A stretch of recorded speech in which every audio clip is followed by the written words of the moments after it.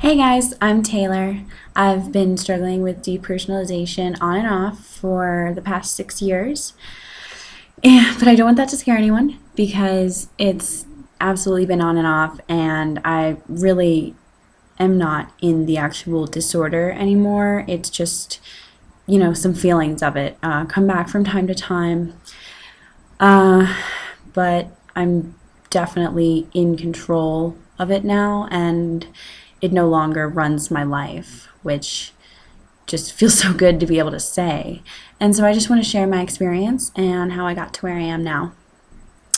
So I came down with depersonalization at the age of 16.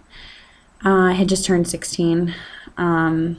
What happened was I was smoking pot, which is something I'd been doing for the past year, and nothing bad had happened with it, but took a bunch of bong rips in a row. I guess probably the most I had ever taken at that point, but I don't know if that's what did it. So yeah, had a terrible panic attack while I was high, and I woke up in the morning, felt fine, felt okay, and then randomly, about 3 days later, I was in the shower.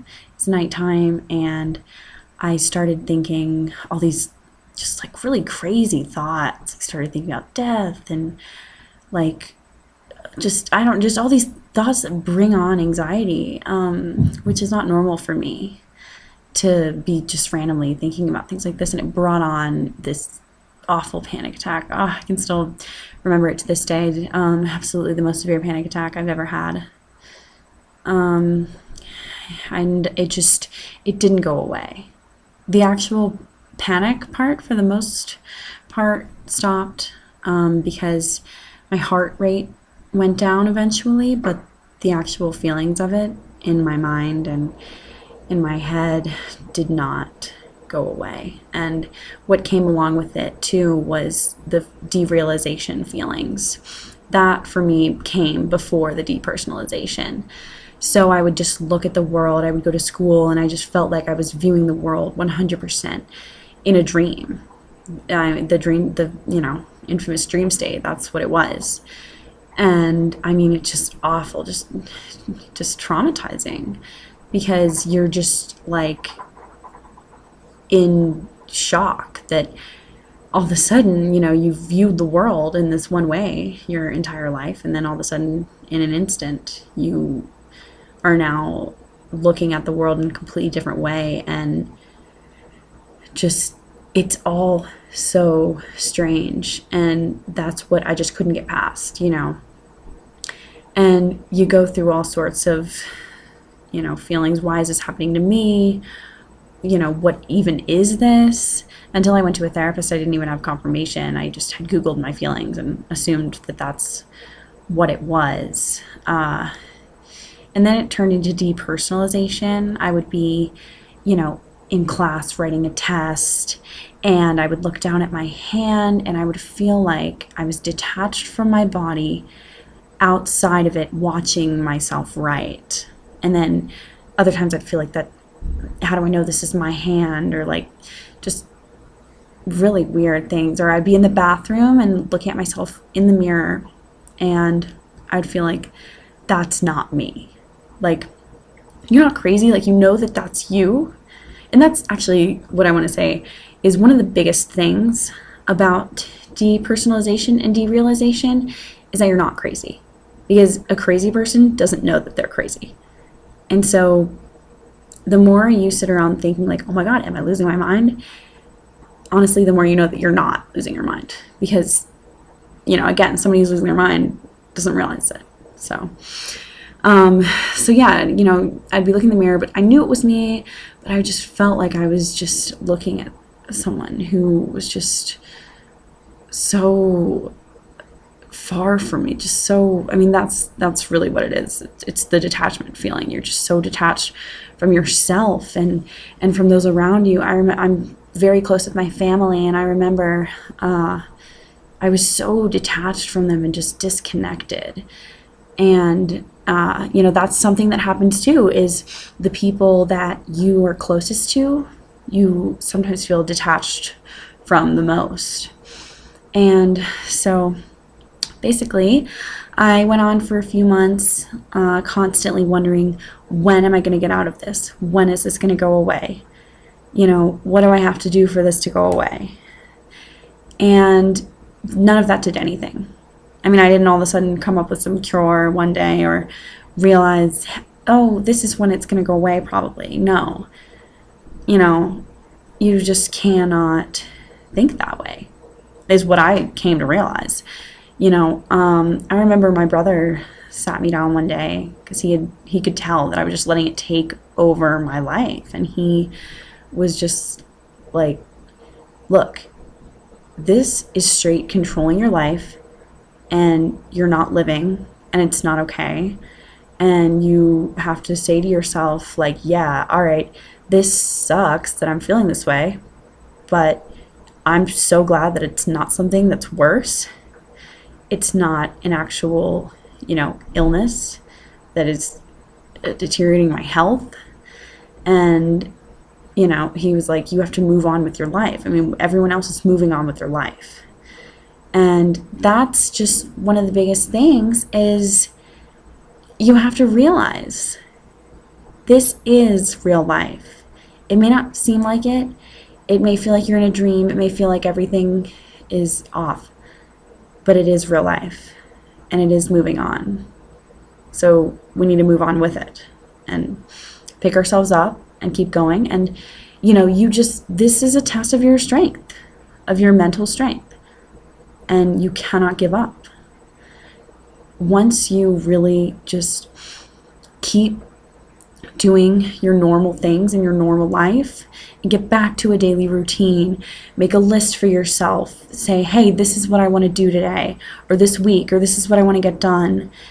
And, once you keep yourself busy and you get to hang back with your friends more, because I know that's such a hard thing to do too.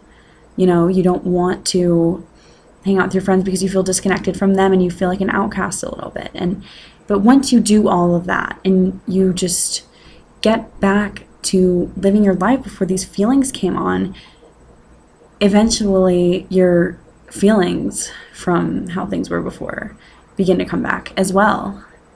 Because you don't realize it, but as you're keeping yourself busy and everything, you are slowly forgetting about the depersonalization because you're not putting that first. Because when you wake up every morning thinking, oh, do I still feel like this today? Do I still have these feelings? Like, oh, when is it going to go away? You're putting that first because you're thinking about it more than you're thinking about anything else. And it's like, yeah, okay, of course I'm going to be thinking about that because that's how I feel all the time. But, I mean, like I said before, you just have to be like, yeah, okay, this sucks, but sitting here thinking about how it sucks isn't going to do anything. So why don't I just ignore it for today and move on with my life? And, once you get distracted from it and realize what's really actually important and get a hold of that, you slowly forget about it and it just sort of leaves you. And then it just only really comes back at, maybe certain times of weakness or, a little depression, or sometimes mine comes back if I'm, feeling lonely or sad or something, but it doesn't come back as a full-on disorder like it was before because you don't allow it to, because you're like, no, I've been through this, I know what it is, and I'm not going to allow it to control me. So that's really the biggest thing and the best advice that I can give. It's so hard, and I mean, all of this is so much easier said than done, but you just gotta stay strong and just, I mean, you can't think about when is this going to be over. You just gotta take it day by day and just try to live your life each day the best that you can. And you become more and more proud of yourself too, the more that you are able to do that. So yeah, that's what I've been doing basically for the past 6 years, and it really does not come back very often. Once I did, like I said, start hanging out with my friends again, I started exercising. It was so hard at first, but I couldn't even do it at first. I would start to run and I'd do it for like a minute and then I'd freak out. It felt too weird. It was too weird. But then I would start realizing, well, actually, I still feel weird and I'm not running anymore. So I would just make myself do it finally. And I was so glad once I did, because once I did make myself do it and keep going, I mean, then too I would automatically feel a little better. And I started like really concentrating on my schoolwork and just really trying to get that done, and became somewhat of a better student actually, because I just wanted any distraction from the depersonalization, because I had accidentally gotten tastes of what it was like to feel how it was to not have it anymore, when I would just, unknowingly forget about it. And then I would have a thought to myself like, hey, wait a minute, I think yesterday I didn't really feel this way. And then that would just give me so much hope. And you got to just hold on to that hope when you have times like that, and just keep going, and just keep going and stay strong, and do not let it run your life. I mean, this disorder is terrible, so you can't let it win. So yeah, if anyone has any questions or anything, please comment and I will answer. I just want to help other people